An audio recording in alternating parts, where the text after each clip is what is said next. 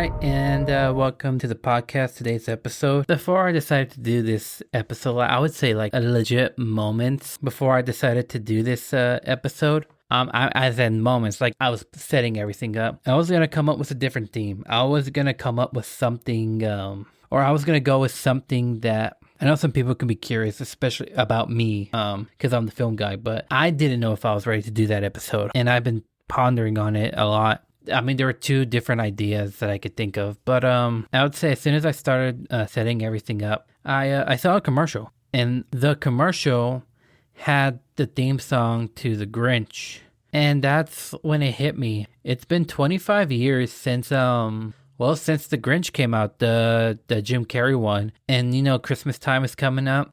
For the past God knows what, like 20 years, people have been celebrating Christmas before Halloween even starts. I mean, it's like Halloween, people ignore Thanksgiving, and now we're in Christmas time. And I remember seeing this meme where it was Santa Claus, and he's stretching his hand out saying, "Hold on, let's eat the damn turkey first." And, well, yeah. I don't know, but I figure, you know what? Why don't I just talk about the Grinch? Because that's like the Christmas tale, the classic Christmas story. Whether we're talking about the 1960s version, the 2003 or not 2003, the 2000 version, or the the 2018 version. But yeah, so.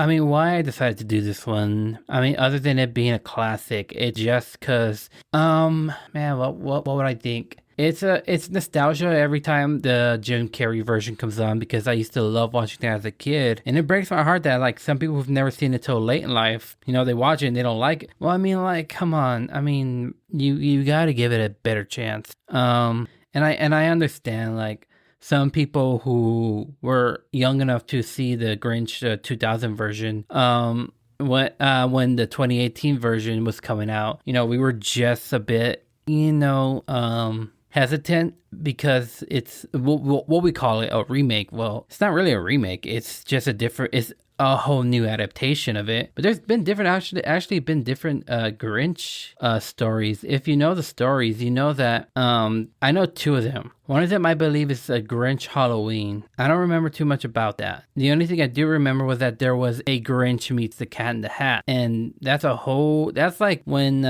because the Cat in the Hat and the Grinch came out, not at the exact same time. They came out years apart, but it was within those moments of the early 2000s that both the Grinch and the Cat in the Hat came out. I know the Cat in the Hat wasn't met with the best reviews, but I really liked it as a kid, and that would have been a great live action movie to watch. Seeing Jim Carrey and Mike Myers share the screen. I don't think they've ever shared the screen. I might be mistaken, but I don't think they've ever shared the screen. I gotta look that up. Maybe when I go on break, I'll look it up, but I don't think they've ever done a film or TV show together. I don't know. As time went on, people, it's just one of those love it or hate it kind of films. I mean, I did watch the original, was it 1962 film, was like the 20-minute animation with Boris Karloff. And in case you didn't know this, yes, Boris Karloff, the guy who played Frankenstein in Frankenstein in 1931, he eventually would voice the Grinch in, the Grinch. And it was I had the VHS tape. I think I might have played that even when it wasn't Christmas time. Same thing with the VHS tape of the Grinch, the 2000 Ron Howard version of the Grinch. And I don't know, I've really... This actually also goes to show you that, I just said that I just came up with this idea because I just changed my other idea. So I literally had to come up with this stuff as I go. I mean, I always come up with this stuff as I go. I guess a different inspiration is because recently I've been doing all these, it came out 50 years, 20 years, 40 years, and I've been enjoying it. It's like, I don't get to talk about it too much because sometimes it's like I'm stuck having to only do 5 minutes about a film before I have to move on to the next topic. But staying on just the one IP, because this is more of just an IP, staying on the one IP, doing the compare and contrast, though those can get boring sometimes. But comparing the different adaptations was the book. I don't know. I think it's also because you get to dive deep into how this was all made, the casting, why the stories are different. So what what should I do is more of, as I always do. This is gonna be those other two-parter episodes I do, which is basically first half I talk about the cultural impact of the Grinch, and then a second half is to compare and contrast. And this is different because there's actually like a lot more like to compare and contrast, because there's 3 different adaptations of the Grinch. Technically, there's 4. The first one I'll talk about it now just because, why not? Just so I can actually fill some time in. There's technically 4 adaptations, except the 4th adaptation is an unofficial adaptation, and it's a horror movie. So yes, it's one of those horror films, independent horror films that's based off a different IP. The problem with that is it's an unofficial adaptation, meaning when they created the film, they didn't know that this was that it wasn't in public domain. For those that don't know, public domain is basically like when you're allowed to write your own version of a character or story without having to pay any royalty fees, because it's now open to the public, rather than having to, make paperwork and contact the person that holds those rights, which is why we get a lot of those those horror adaptations of Winnie the Pooh, because they were in public domain by the time those horror films were released. However, the filmmakers were actually making the film the year before the Winnie the Pooh characters were in the public domain. Because it's basically meaning like Disney does not own them anymore. So, which is why like you got that. You also got Steamboat Willie, which for the record, the Steamboat Willie horror adaptation and the Grinch horror adaptation both of them are played by David Howard Thornton. They were played by David Howard Thornton, who most of us know, or we all know, is the actor that plays Art the Clown in the Terrifier films. And it's interesting, like we kind of now it just lets us know like what kind of characters that James Howard Thornton likes to play. He said he wants to play the Joker, and I'm all for that.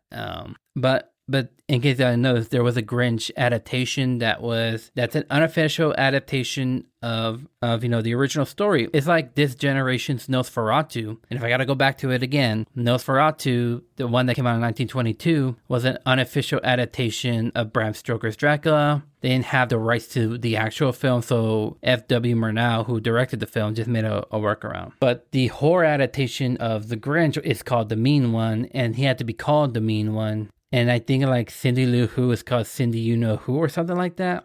And they really did too much when it came to the Grinch's Our Girl 3 sizes more or something like that. But anyway, the Grinch does have cultural impacts. I mean, there are people who wear Grinch costumes. Not at conventions, they usually like to wear them here. Most recently, I think it's like Walmart commercials that we see, like, the city of Whoville with the Grinch, And I know that there's a documentary about Jim Carrey. I think it's like a 2-parter, because Jim Carrey around that time, I don't know if those movies came out the same year. I don't remember. They probably did. I don't think so. I gotta look it up, but there was Jim Carrey played 2 characters back to back, and both times he said that he was never him. He was never Jim Carrey. He was always that character or the other character. The first one we know, I think it was called Man on the Moon, which he played a famous comedian named Andy Kaufman. Andy Kaufman was again a comedian that had his own demons, and Jim Carrey embarked on that. He became Andy Kaufman, and just to make sure of it, he made sure people called him Andy off screen. There's a whole Dave Chappelle joke about this, and it just took him to a whole different place, because, as I said, Andy Kaufman had his own demons, and a lot of that was affecting Jim. And then he decided to do the Grinch, and I know he said he really loved the Grinch, but he said he hardly recognized himself when he played the Grinch. And I'm not saying that because he was covered in all that makeup. Like, he said there was just something off about him, like he wasn't Jim Carrey, he was the Grinch. And I remember like seeing the name Jim Carrey. I didn't know who Jim Carrey was at the time. Then I saw a movie called Bruce Almighty, and I was like, wait, that's the Grinch? Because like I said, he's covered in all that makeup. And plus you got the yellow contacts. Let me think about this. Okay, so Man on the Moon came out before the Grinch in 1999. The Grinch came out in 2000. But I know that I don't know if they're on Netflix or something like that. But majority of the documentary is mainly focused on when Jim Carrey played Andy Kaufman rather than. But I know there were interviews when he played the Grinch, and he says like I don't remember what I am at that time. You get so, but the 2000 version. Because I mainly want to focus on that one because it's been 25 years since obviously the film came out in 2000, so it's been 25 years since How the Grinch Stole Christmas, because the full title, if y'all don't remember, is Dr. Seuss's How the Grinch Stole Christmas. Same thing was, I believe, the 1960 something, and then of course there was the 2018 version, which is either called The Grinch or Dr. Seuss's The Grinch. So 1966, there you go. I know. Okay, here it is. Some things I was gonna look for was what I really want to talk about is the production value or the production design, like the whole filmmaking in general. If y'all don't know, Ron Howard, who is obviously a filmmaker, him and Brian Grazer have worked together for a long time. The following year, Ron Howard would eventually do a movie called A Beautiful Mind, which he would win the Oscar for Best Director for. That's always been like the most questionable win, and nothing against Ron Howard. It's just that like compared to some of the other filmmakers around that time, his stood out the least to everyone, to the audience basically, but he still won the Best Director award and the movie won Best Picture. But the production of this film is very interesting. So here's the thing, this movie was nominated in 2001 at the 73rd Academy Awards. It got 3 nominations: Best Makeup and Hairstyling. At the time it was considered just Best Makeup, which it would eventually win, and won Best Makeup because obviously. And then it was also nominated for Best Production Design and Best Costume Design. There's always a reason why I love this version. Really, I used to really love it as a kid. As an adult, I don't watch it enough. Just a heads up, guys. I'm probably gonna do a Christmas episode if I can get Jesus and Josh involved. But I plan on doing this Christmas episode.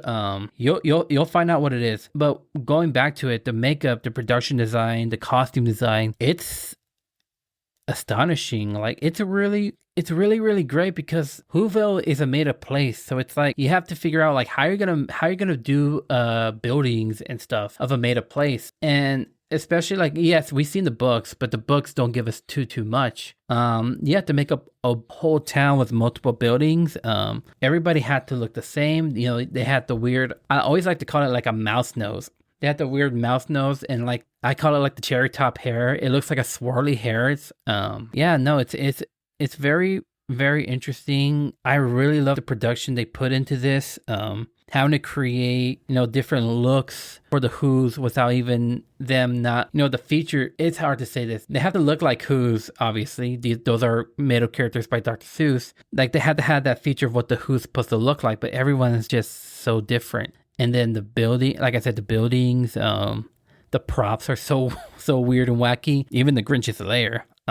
The soundtrack, which I believe tends to get ignored. I love the soundtrack. I know like a lot of films, there's always like some dark stories about what's been around the film. Obviously, there's what I told you about Jim Carrey, about him, like him just not seeing himself when he's the Grinch. And then there was an actor, I forgot his name. He's an actor that has dwarfism, and like a form of dwarfism, I believe, who played the younger version of the Grinch. He was actually only 18. His features just make him look and sound like a child. He eventually would pass away not too long after the movie's release, and that's one of the dark histories of the Grinch. And I really do love this film. I mean, every film has a dark history. The Wizard of Oz has a lot of it. Actually, they have worse histories than the Grinch does.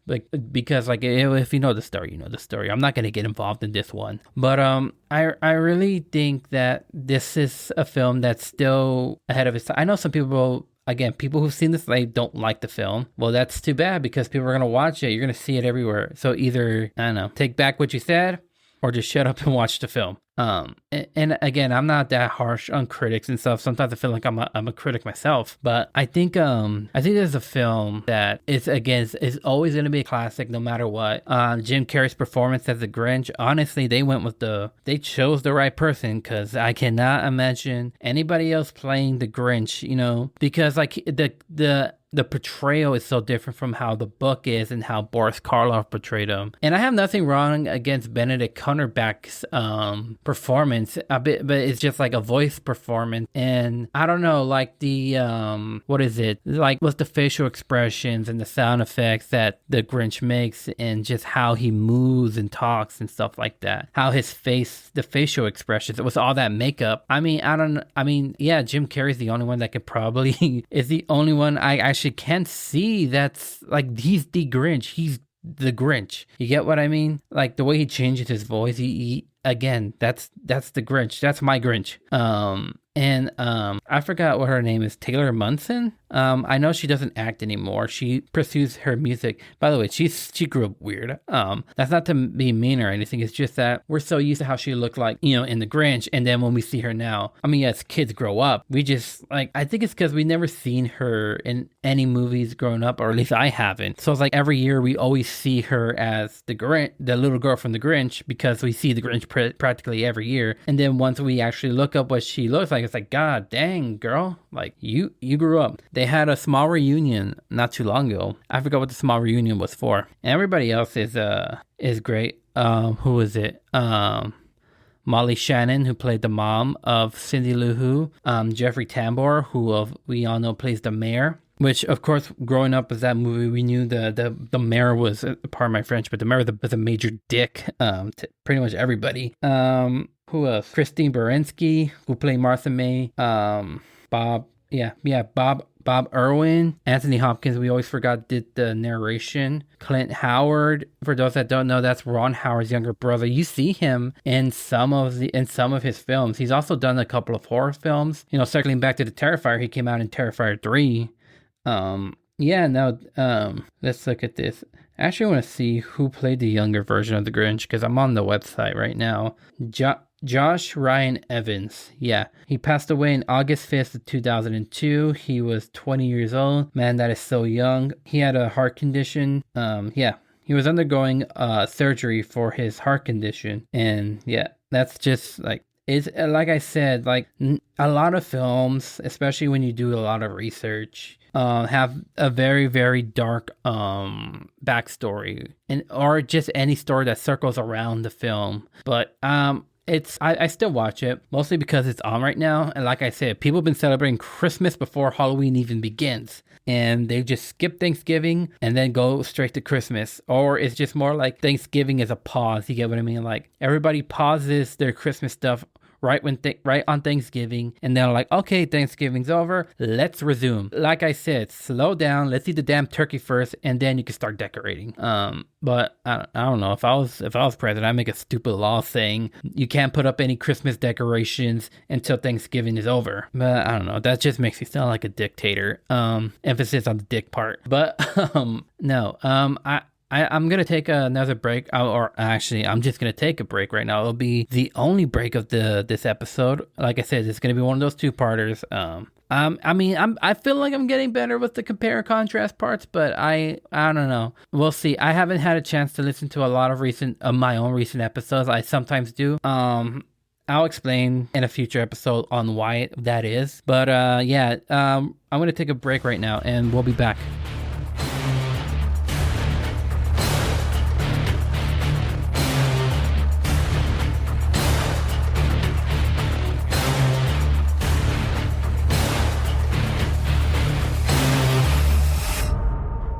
And welcome back. So like I said, this is going to be the two-parter compare and contrast kind of episode. So this one is probably going to be the longest part because there's so many to compare and to contrast the multiple adaptations, the Grinch.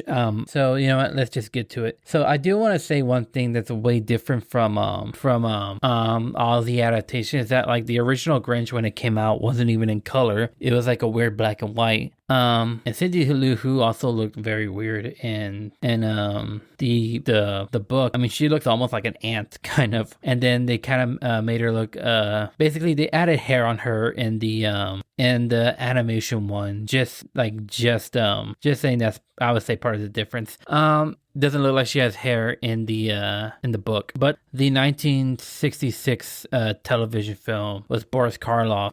is the only adaptation that's very faithful to Dr. Seuss's novel, because not really novel, Dr. Seuss's book, because the novels has many pages, a lot more pages, chapters. Let's put it like that.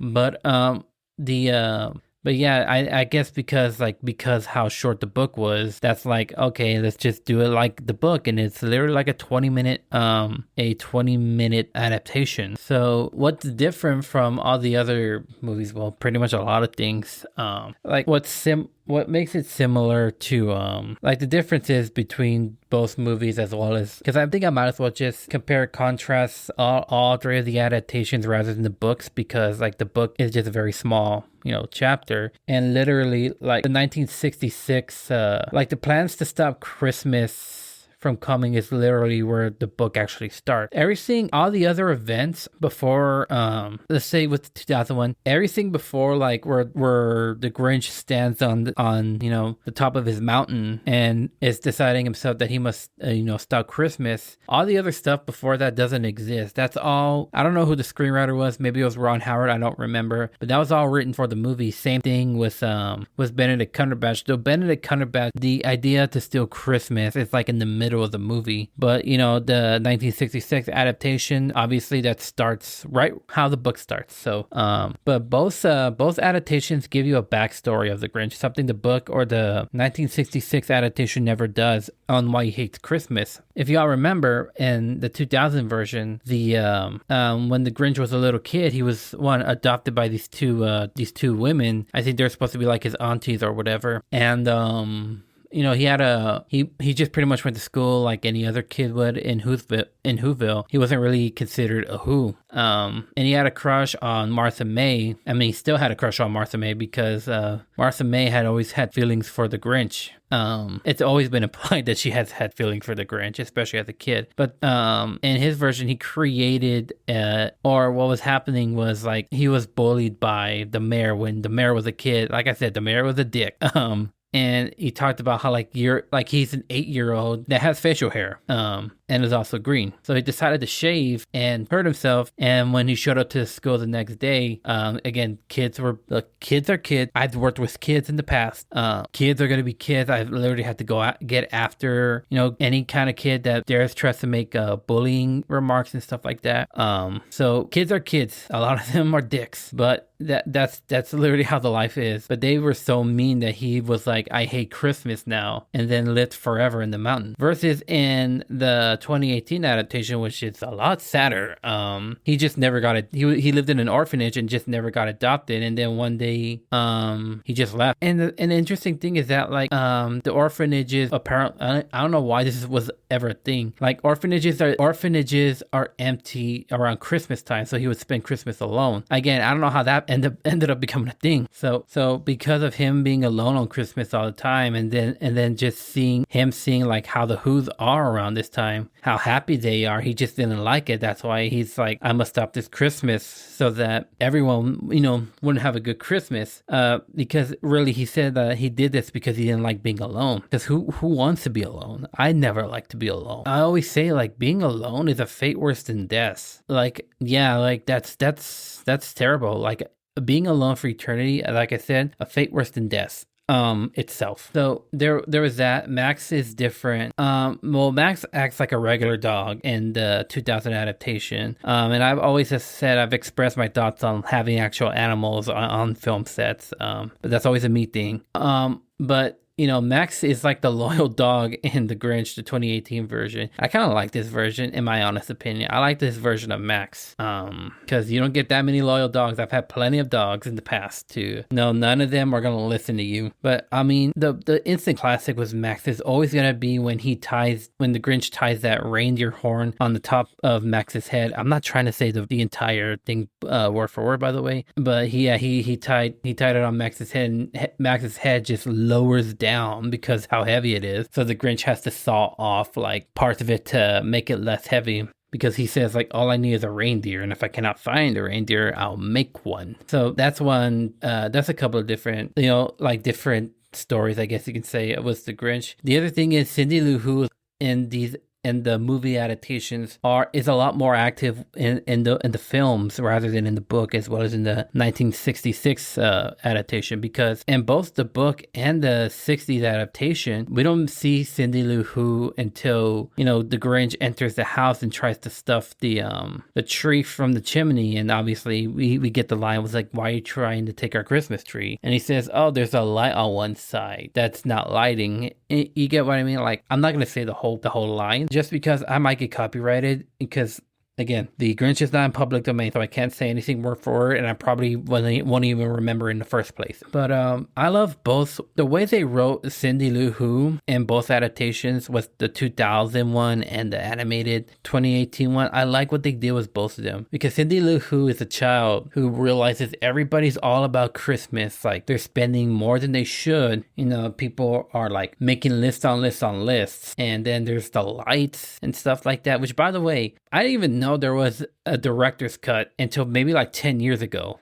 So yeah, when I saw the light show part, I was like, I do not remember this part. Or the scene where, the Grinch is like putting on all these different clothing, especially where he's wearing like a stove, which is, I never understood. But yeah, Cindy Lou Who she's the one that's like, why are we having to buy more than we should? Shouldn't Christmas be about spending time with your loved ones and not being alone? And, I guess you can say like the Who's represent, the greed of the world. We want this, we want to spend on that. And, usually it's not worth it. We've all gotten toys and stuff for Christmas, but how long does it last versus, the love of Christmas? How long does that last? A little something to think about there. And then what I really did love with the animated one is that like she's just a little kid that doesn't want a toy. She wants to give, like, have something for her mom, like to give to her mom, because her mom does so much. Because in the 2018 adaptation, she's raised by a single mother, versus obviously in the 2001 she has both her parents, and it's like in one adaptation, like her dad is the one that knows, like, oh, okay, Cindy Lou Who is the one that's trying to reunite people and have a good time on Christmas, and not about putting up the lights or spending money on the lights, the decorations, the gifts, versus like the mom is the one that's in the 2018 version. The mom is the one that says, hey, like, all of this is just stuff. You get what Christmas is about is spending it with family. And I don't know, this is like, it's different, but I kind of like what they did with both adaptations. Where I draw the line, or not where I line myself was, is hard. Because I understand like wanting to give back to your mother, because again, my mom does so much for my sisters and I. It's like, it's kind of hard not to like, offer her something or treat her with something, because she's done so much, versus also being the one that's like, we're spending so much money on this and that. Shouldn't we just appreciate the things we do have and, spend our Christmas with each other, even to the ones that don't even want to celebrate it? You get what I mean? So that's like how the writers of both films wrote Cindy Lou Who is literally something I give them credit for. So I really don't know who aligned myself with. I mean, I don't know. I can be a draw on this one because I get both of them. Especially like the relationship dynamic between the Grinch and Cindy Lou Who. I mean, the Grinch is the one that's like in the 2018 version that's like, I know what every kid wants, but she's not like every kid. You get what I mean? Like the kids want toys from Santa. She wants Santa to have, I guess, give her mom a great Christmas or something. Versus Mr. Grinch, versus in the 2000 version, Mr. Grinch, I want you to be part of the Who's, be a like celebrate Christmas with the Who's and stuff like that. Because I mean, this is a kid that has a bigger heart than most adults have. I'm not saying that because, the Grinch is infamously known for having a really, really small heart. It's again, it just touches on me. This is a kid. Yes, it's fiction, but if I ever meet a kid like that, you realize how moved one can be, given the fact that this kid was probably raised right. There's that, and then like the rest of the story about the Grinch, obviously in the book and then the adaptation, doesn't visit Whoville before he ever decides to steal Christmas in a way. I never knew the words to say it was this one because it's like steal Christmas, stop Christmas. There's so much to this, but the Grinch never really visits Whoville. In the 2000 adaptation, he goes there just says, because I guess I need a little socialization, and It's funny how like you see him try to be I guess you could word cruel. I mean, he's cruel in most senses when he visits Whoville because in the 2018 he doesn't want to go to town because he knows how people are during that time, and you could just see him trying to avoid like going like he's trying to avoid going to Whoville because he sees how people are, and then you just I think it's a lot more meaner in the 2018 version than in the 2000 version. But well, I mean, I don't know what's if you think about it, because like in the 2000 version, like he creates this monster looking thing that like pops out every time somebody tries to open his door, and there's Max on the other end just barking through what like this little tube that creates this sound, like this monster sound. And then obviously there's him just being a dick to everybody in Whoville, either eating a pickle and then spitting it out in a different pickle jar, or just throwing a snowball at a kid or stuff like that. And it's interesting because it's like this version of the Grinch is a little more humanized, or yeah, I guess more humanized than in the 2018 version. And I mean, it's hard to, I don't really call them humans because they're Who's. I don't think Dr. Seuss has ever mentioned them as human beings before. But what am I going to say? Whoized, you get what I mean? Humanized, I guess. But that just sounds dumb. Humanized. Unless that's an actual word that when we're describing Who folks, but I've never heard it before. But basically what I mean is that like, him not being him being a jerk to not being a jerk. And I guess the last thing I could talk about, because I don't have too much to talk about, is basically the last scenes of every adaptation. Because in the because how it always goes is basically like the Grinch is saying like, oh, I finally made it, I brought all the gifts up to the top of the mountain, now I get to hear all the Who's cry. And next thing you know, he hears the Who's not crying but singing together. That's when he realizes maybe Christmas isn't stuff that comes from the store or just like what you celebrate. It's something else. And then that's when his Grinch heart grew. But in the 1966 adaptation, his Grinch heart grows when he's trying to save the gifts, which apparently gives him the strength to get the to like carry the the sled full of millions of gifts, which still doesn't make sense, but I mean it's fiction.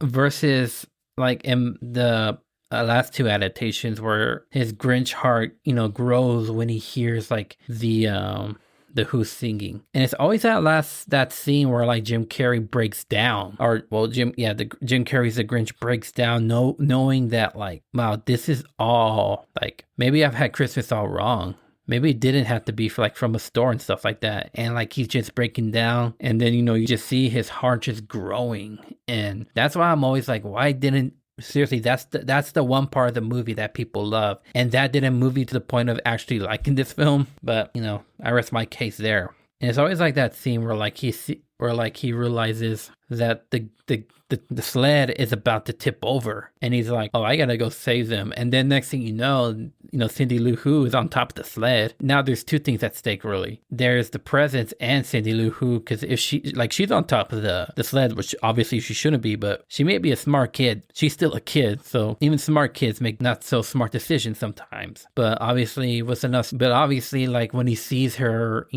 like afraid for her life, that's when he's like gets the strength to pull up that sled. And yeah, and it's always interesting, especially like you see the happiness in well, I'm just getting emotional already about to talk about it, because you see the happiness in the Grinch after he saves the gifts, and he goes and like he tells everybody how much he's sorry about stealing them. And the Who's eventually decide, you know what, you're part of us now. Like we want you to spend Christmas with us. And then of course it ends with like the Grinch obviously like, cutting, what was it, the roast beef or something like that. And I think it's like, it always gets to me because, and I'm talking about like both versions, and because I didn't see the 2018 version till maybe like 2 or 3 years later. And I think I was just being stubborn because I didn't want to watch it. The Jim Carrey version was always my Grinch. I don't know how many times I think I've worn out that VHS tape. And I'm old enough to know what a VHS tape is, because I mean I grew up around the time when DVDs started coming around. the thing though is that, like, you know, the Grinch gets happy endings in all three different adaptations. I mean, one of them was, I mean, what in the first one, he arrives and he's tossing the presents back to the citizen of Whoville, and the Whoville, you know, treats him like the town hero, and then, you know, they have him, hey, you be the one that cuts, you know, our, you know, like the turkey or whatever for our dinner, our Christmas dinner. And then in the, in the 2000 adaptation, he, you know, like I said, like, what is it? Who is it? Cindy Lou Who was the first one to ever tell him Merry Christmas in a better version. And, you know, he invited all of them to his mountain and, you know, just starts, you know, they all have the Christmas feast. The last line is always funny because why not end it in a funny note where he's like, who wants the gizzard? I do. Too late. That'll be mine. Because my mom loves gizzard. I don't know why, but most of my mom's family, they love the gizzard. I've tried the gizzards. I can't eat the gizzards. I've had chicken hearts before. Those are actually pretty good. But in the 2018 version, you know, he accepted. He knew what he did was bad, and he tells him how much, you know, he's sorry that he stole all the lights and the gifts and stuff like that. But then he knew, like, eventually he felt at that moment, I'm going to have to spend Christmas alone because at this point, nobody's going to forgive me for stealing their stuff. And then Cindy Lou Who came and said, hey, look, my mom and I want to invite you to our house for, you know, Christmas dinner because you've been alone far too long. Again, getting kind of emotional just thinking about this because I don't have that experience, but I remember, like, what life is being alone. And when he came in, he's like, you know, I never wanted to be alone, and now I'm not alone anymore. And like I said, coming from someone who's always felt alone, don't be afraid to reach out to people and tell them, like, I feel alone right now. Because when you feel alone, you don't feel good about yourself, and that's, like, not a great feeling. Like, trust me, I've had those feelings before. It's just hard to talk about it because it's like, how do you tell people that you feel alone when you're not physically alone? There's the physically alone, and then there's the, you know, the, like, how you feel on the inside, like you're alone on the inside. Whew. But yeah, no, it's, I don't hate the 2018 adaptation. I get why people do because it's not, you know, their Grinch and stuff like that. I don't get why people hate the 2000 adaptation, but I mean, yes, everyone will always hail the 1966 as the adaptation because it's beat for beat with the book. I understand that. I still love that adaptation, really, especially because, like, when I had the VHS tape of that one, that's when we also had Horton Hears a Who, which is a different Jim Carrey Dr. Seuss adaptation. I don't have much to say other than the Grinch is a great film. That's it. I mean, all three versions. I mean, yeah, like I said, we'll always love it. I think the Grinch, the 2000 version, was probably the first movie I ever saw in theaters. I think so, because maybe I don't remember. It could have been that or Spider-Man. I don't remember which one came out first. I think Spider-Man came out in 2002, or was that Spider-Man 2? Or no, hold on. I'm trying to remember. So yeah, Spider-Man 2 came out, or Spider-Man came out in 2002. Yeah, so The Grinch was the first film I ever saw in theaters. And it's weird to think about how I can remember that because I was 4 years old at the time. So it's like I can remember something when I was 4 years old, but I can't remember things I do like the week before. And I think it's because of, like, having that experience of watching The Grinch in theaters. And I think it's one of those moments that my dad and my older sister and I had. And I think it's because, like, any moment with my dad and any memory of my dad, I try to keep. But yeah, I'm not going to say Merry Christmas just yet because it hasn't been Thanksgiving yet. But I mean, like I said, people are already doing their Christmas thing before Thanksgiving. It's been around for like 20 years, probably before that. I don't remember. But I do have a Christmas idea coming up. Not next episode. Next episode, I think Jesus and I are actually going to come back and do The Room like I promised. We just had to hold on a couple of things. But him and I are probably going to do The Room next weekend. So y'all might be getting The Room episode next weekend. Or maybe not next weekend, but the weekend after. Because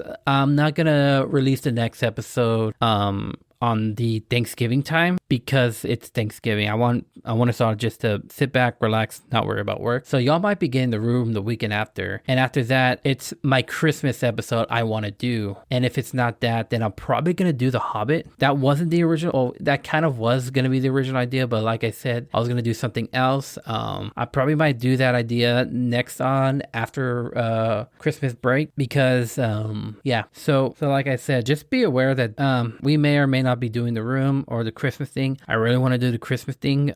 So for now, we will probably be doing The Room, and then we'll probably do our Christmas episode. And if not, we'll probably actually end up doing our Christmas episode like the week before Christmas, and I'll probably talk about The Hobbit. I had to figure it all out. I know I probably will talk about The Hobbit because in 2026 it'll be 25 years since The Fellowship of the Ring came out, and I want to talk about every single movie on their 25th anniversary. So that's an idea I want to do. Again, that's if I continue my podcast. But anyway, you guys have a great night, day, morning, whenever you're listening to this. Signing out.